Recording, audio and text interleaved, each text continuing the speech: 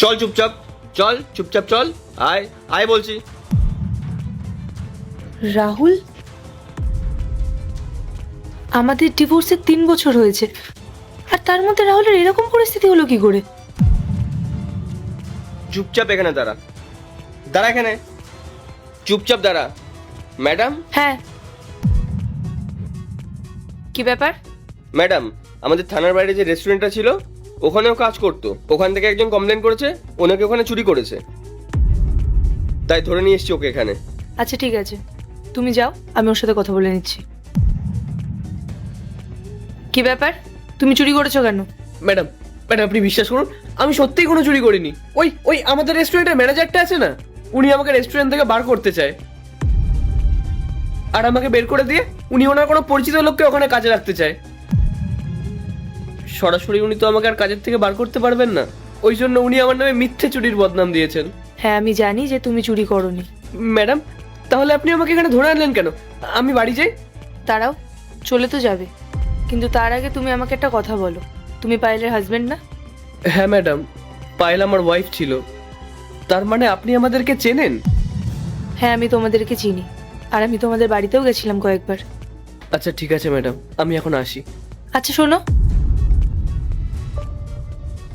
আমি যতদূর জানতাম তুমি একটা বড় কোম্পানিতে ম্যানেজারের পোস্টে জব করতে, তাহলে সেই সব কিছু ছেড়ে এই হোটেলে কাজ কেন করছো তুমি? আসলে ম্যাডাম, আমি যেই কোম্পানিতে জব করতাম সেই কোম্পানিটা একটা বড় লসের মুখে পড়ে যায়, আর সেই সময় কিছু এমপ্লয়ীদেরকে সেই কোম্পানি থেকে ছাঁটাই করে দেওয়া হয়, আর তাদের মধ্যে আমিও ছিলাম। আসছি ম্যাডাম। দেখো, তোমাকে দেখে বেশ চিন্তিত বলে মনে হচ্ছে। যদি কোনো প্রবলেম থাকে তুমি তাহলে সেটা আমাকে শেয়ার করতে পারো, আমি যদি তোমার কোনো হেল্প করতে পারি।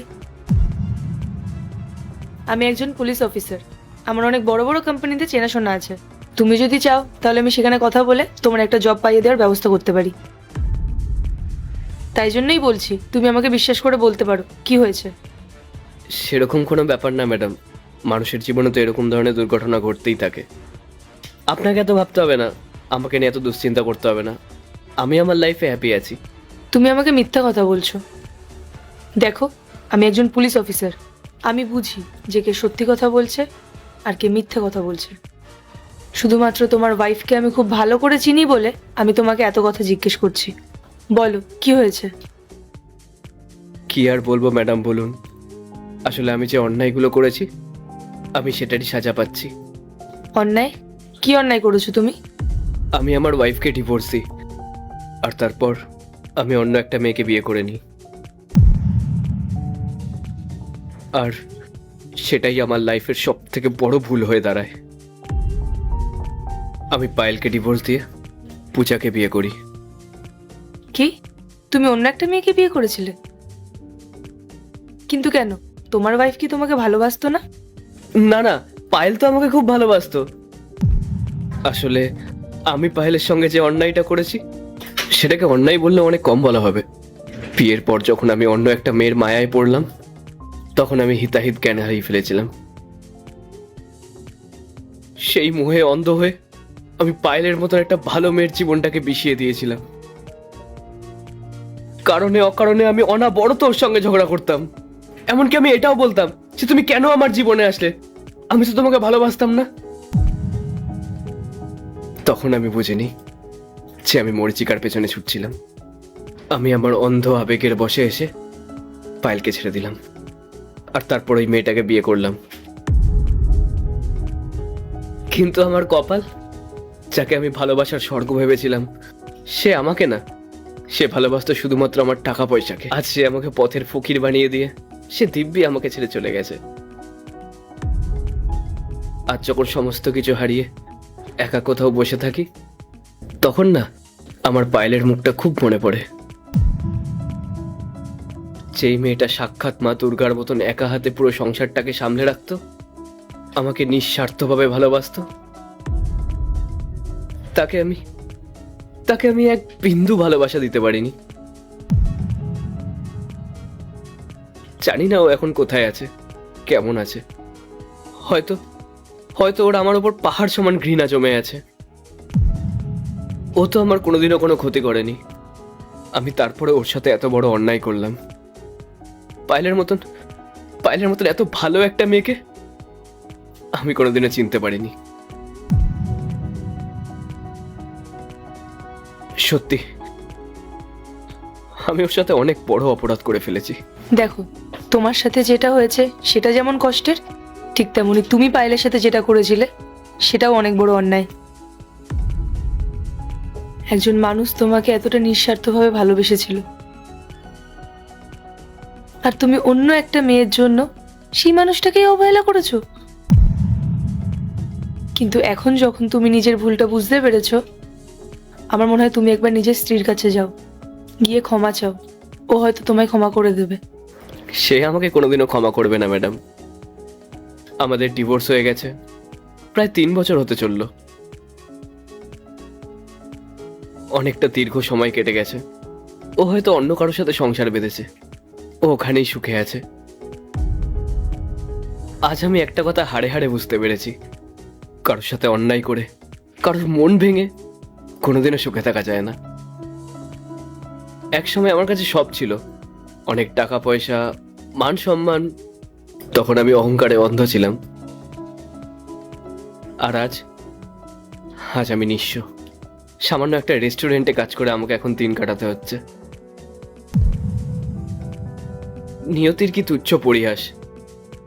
যাকে আমি এত তুচ্ছ তাচ্ছিল্য করেছিলাম, জানতাম না যে সেই ছিল আমার আসল সম্পদ। আজ যখন এই সামান্য কাজ করতে করতে আমার পুরনো কথাগুলো মনে পড়ে যায় না, তখন আমার বুকটা ফেটে যায়। সত্যি আমি পায়েলের সাথে কতটা অন্যায় করেছি। দেখো, আমি তোমার কষ্টটা বুঝতে পারছি। আর তাছাড়া তুমি তো নিজেই বললে যে তোমার স্ত্রী পায়েল নাকি তোমাকে খুব ভালোবাসতো।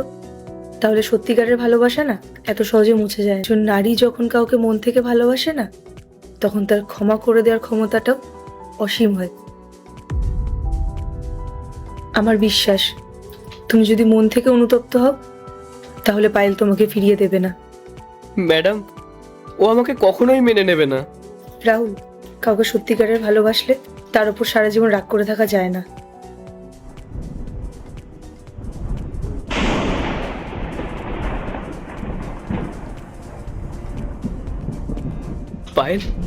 পায়েল তুমি এখানে? হ্যাঁ, আমি। তুমি হয়তো ভাবছো আমি অন্য কাউকে বিয়ে করে সংসার করছি, কিন্তু যাকে একবার মন দিয়ে দিয়েছি তার কাছ থেকে আর মনটা কি করে ফিরিয়ে নিই বলো? আমি জানতাম রাহুল যে তুমি একদিন না একদিন ঠিক নিজের ভুলটা বুঝতে পারবে। আর আজ তোমার এই অনুশোচনা দেখে আমি একটা কথা বুঝতে পেরেছি। আর যাই হোক না কেন, আমার ভালোবাসাটা মিথ্যে ছিল না। পায়েল আমাকে একটিবার ক্ষমা করে দাও। আমি জানি আমি যে ভুলটা করেছি সেটা ক্ষমার অযোগ্য। আমি যদি সেদিনকে তোমার সাথে এই অন্যায়টা না করতাম, যদি তোমার এই পবিত্র ভালোবাসাটাকে আমি ধিক্কার না জানিয়ে চলে আসতাম, তাহলে হয়তো আজকে আমাদের জীবনটাই অন্যরকম হতো। তুমি জানো, আমি অনেক কিছু হারিয়েছি, কিন্তু সেগুলোর মধ্যে আমি সব থেকে দামি কি জিনিসটা হারিয়েছি জানো? তোমাকে। পায়েল, আমি তোমার কাছে হাত জোড় করে বলছি, দয়া করে আমাকে ক্ষমা করে দাও। আমি জানি আমি তোমার অপরাধী। পায়েল, আমি জানি আমি তোমার সাথে অনেক বড় অন্যায় করেছি। আমি হাত জোড় করে তোমাকে বলছি, তুমি আমাকে ক্ষমা করে দাও। তুমি আমাকে যে শাস্তি দেবে আমি সেটা মাথা পেতে নেব, প্লিজ। রাহুল, শান্ত হও, এভাবে ভেঙে পড়ো না। আর তুমি কি করে ভাবলে রাহুল যে আমি তোমাকে শাস্তি দেব? আমি তো তোমাকে ঘৃণা করতে শিখিনি, আমি তো তোমাকে ভালোবেসেছি। আমি তোমায় ক্ষমা করে দিতে পারি রাহুল, কিন্তু আমার একটা শর্ত আছে। কি শর্ত পায়েল? তুমি আমাকে যেই শর্ত বললে আমি সেই শর্তে রাজি আছি। তুমি যদি বলো আমি সারা জীবন তোমার পায়ে পড়ে থাকবো, কিন্তু তুমি আমাকে ক্ষমা করে দাও। তোমাকে আবার আমাকে বিয়ে করতে হবে। এটা তুমি কি বলছো পায়েল? আমি তোমার পবিত্র ভালোবাসার অসম্মান করেছি, আর তুমি আবার আমাকে বিয়ে করতে চাইছো? হ্যাঁ রাহুল, আমি তোমাকে বিয়ে করতে চাইছি, কারণ আমি আজও তোমাকে ঠিক ততটাই ভালোবাসি। আমাদের ডিভোর্সের পর আমি যখন আমার মা বাবার কাছে ফিরে যাই, তখন তারা আমাকে মোটিভেশন দেয়, আর তাদের কথায় মোটিভেট হয়ে আমি নিজের স্ট্রাগল শুরু করি। আর তারপরেই আমি এই পুলিশের চাকরি পেয়েছি। তুমি জানো রাহুল, আমি প্রতিটা মুহূর্তে তোমাকে মিস করতাম। আর আজকে যখন আমি তোমাকে আমার চোখের সামনে এরকম পরিস্থিতিতে দেখলাম, আমি আর নিজেকে আটকে রাখতে পারিনি। আমার খুব কষ্ট হচ্ছিল। তুমি একদম চিন্তা করবে না রাহুল, যেই মেয়েটা তোমার সাথে অন্যায় করেছে সে তার অন্যায়ের শাস্তি পাবে। আমি ওকে শাস্তি দেব। পায়েল, তুমি সত্যিই খুব ভালো মানুষ। তোমার মতো স্ত্রী যেন প্রত্যেকটা স্বামীরা পায়।